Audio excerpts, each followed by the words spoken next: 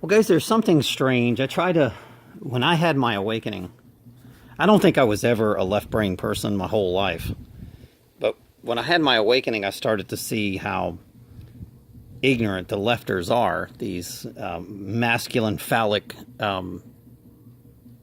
demons. I don't know how to explain it, but they're dead. They're dead, and it's a reality because they have a birth certificate and a driver's license, and they're employees of the government and the corporations, and if they have a job and all that stuff, they're just dead. The only way to become living is literally be homeless, literally, because you can't be a part of a corporation. You have to separate yourself from your birth certificate, which is nothing but a slave document. And then your driver's license says you're an employee of the government, to allows the courts to prosecute your straw man. So they're dead. So I'm watching this video of a flat Earth guy, okay? And look, I don't take any side of the fence on this. I believe that the argument of the flat Earth is a way more powerful argument. They have way more facts. But until I can get into a rocket and I can go up and see the Earth, I'm just gonna say I take the fifth on this. But the people that do explain that the Earth is round, they never have a legitimate argument, ever. So one guy is in the Salt Lake City flats. And he's gonna film this tower, right? And he says, well, I should see the highway. How the hell do you see a highway at 35 miles away, unless you have a really powerful telescope? And he's looking for the highway. And first he says, well, I shouldn't even see the buildings and he never talked about the measurement of the Earth. 35 miles, 8 inches per mile squared. That would be, I don't know, 300 feet or something like that. He claimed that the tower was as tall as the Empire State Building. How tall is that? I don't even know. But we can clearly see the buildings at the bottom when he changed the lens. First he shows one lens, right? And then he puts a more powerful lens. Boom, there's the buildings pop into effect. Just like looking at stars. You put a more powerful lens in, then all of a sudden you see more stars, and of course, if you can barely see buildings, imagine how close the stars are. They're not far away at all. They're not far. They're not millions of miles away. They're very close. No question in my mind about that. The sun is very close. I would say the sun is probably close to 3 miles. Because I can prove it. Because when I get a binocular and I look at a distance and then I look at the sun or the moon, especially the moon. So you can't only look at the sun. But let's say you look at the moon, you get binoculars, you look at something 3 miles away, and then all of a sudden you look at the moon and you get the same visible spectrum image, right? Same measurement, same everything. So it's not that far away, like mainstream science tells you. So the electromagnetic, remember, Earth is heart in gematria. So the heartbeat of the Earth is the electromagnetic field. And of course, electricity is always associated with the letter S, or serpent, the snake, right? The serpent is the electromagnetic field. The serpent that eats its own tail. So anyway, so he says, look, I should be able to see the road. He's looking for a road. I'm like, how the hell do you see a flat road? I mean, you can see a lot of things.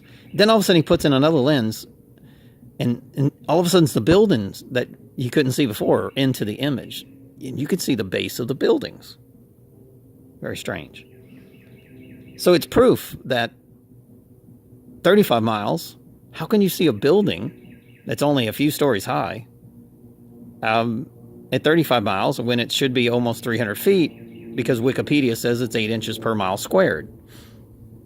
And then he says, look, there's proof that the Earth is round. And I'm like, it's not you. Okay, the second theory is that you're in the mountains, dumbass. You're in the mountains. I mean, just because you're looking at over a lake doesn't mean that you're sitting at a higher elevation than the lake. And it's pretty obvious he's got the camera on a stand and he's at a higher elevation, right? And then how do you know if that tower is not at a higher elevation or a lower elevation? You're in the mountains, dumbass. You're in Utah. There's no flat land. Come to Louisiana on the Causeway and do that, because I've done it. And based on their theory, their calculation, either the Earth is, I don't know, 100 times bigger than what they say, or it's flat based on that calculation, because that would be about, what, 200 and something feet. And I can clearly, with a telescope or binoculars, see the shoreline. That's impossible. So they're lying. All I know is they're lying. Whether it's flat or round, we've been told a lie. And that's one thing I can confirm. So these Orwellian, in the cave, I always refer to them as the parable of the cave, Plato. They're in their cave, and they're going to prove that mainstream is, the government has never lied to them, right? And then you've shown something like 9/11, which is physics impossible, and they still don't believe the government's lying to them. And even the word says governing the mental, right? Govern the mental. What the heck do you think governing the mental is? Right? If I have a carburetor that has a governor on it, it's keeping it's controlling the carburetor. I mean, it's a control. Government is control. It's wow. And then the mint is always mental. Mint. So anyway, and then you got all these comments. So I just left a couple of comments. I said, "Dumbass, you're in the mountains. How do you prove that building, if you're not at a lower elevation than the building?" And then in the background, beyond the lake, there's a mountain behind it. So when there's a mountain, there's obviously a higher elevation. I mean, these dummies can't figure this out. They can't critically think. And here's the thing. The guy believes his theory. He doesn't give you the measurements of 8 inches per mile squared that Wikipedia posts. Doesn't even give you that. Well, look, it's proof. Well, what about, okay, let's do some mathematics. Let's shoot a laser across there. I'll guarantee if you shot a laser, you would see that it's not 8 inches per mile squared. The laser would probably hit the edge of the cliff that the tower was on, where the buildings were on, that there's a mountain in the background. So obviously it's elevated. Are you following me?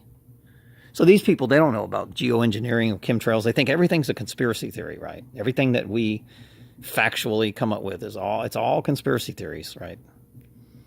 So I never take sides.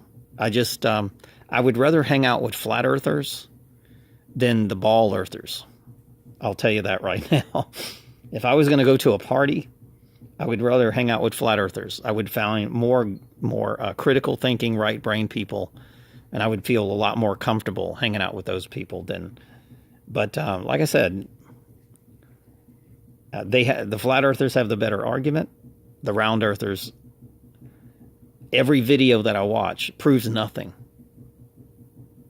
and only fools believe that that's proof. Okay, I'm standing in Utah in the flats, and I'm in the Utah Lake, which is 35 miles, and I'm going to try to find a building on the other side of the lake, which has a mountain in the backgrounds. Okay, the buildings are on the edge of the mountain, stupid. When there's a mountain, there's a slow elevation. Now, this is proof through my telescope that the Earth is round. Like, oh my God. Oh my gosh. And even he proves it to himself by changing the lens that the previous lens couldn't see. See, I'm telling you that your eyes can only see so many distance. Then one lens can only see a certain distance, and another lens can see even further. And it's just like a ship sailing out to sea. Oh, look, it disappeared. That proves that the Earth is round. And then you go, oh, wait a minute. You put another lens in, and next thing you know, there's a ship. Comes in, gets binoculars. The ship is right there. It's not changed. And then it goes out of the range of that binocular. You get more powerful binoculars, and you can still see it. You know? It doesn't make sense. Their argument doesn't make sense. So let's go to an airplane. How come an airplane's not taking a nosedive if the circumference of the Earth is 8 inches per mile squared? The seats are sitting flat. If the Earth is spinning, then how come I can't get to the West Coast faster than I can get to the East Coast? Or vice versa? The Earth is spinning once I hit air, right? I think the airplane is the biggest argument. The airplane makes no sense. I'm flying at anywhere between 300 and 700 miles an hour. And I'm not taking into the fact that the Earth is just round and I have to take nosedives constantly to stay at a certain elevation. I've been in airplanes. They're flying flat and they're just autopilot and the plane's not taking a nosedive. It's actually perfectly flat. And the pilot leaves and the altimeter is staying the same while the plane is flat. After we just pass 30, 40, 50, 100 miles, boom, it's still flat. Nobody has taken a nosedive. Okay, in buildings, for example, the New Orleans Causeway, when you look at the plans of the buildings, there's no equation for the circumference of the Earth. How come that is? Well, if the Earth is round, you gotta make the bridge. You gotta make those plates, adjust for the circumference of the Earth. That's pretty obvious, right? But there is none. There is none. So in any bridge, there is none. Makes you think, guys.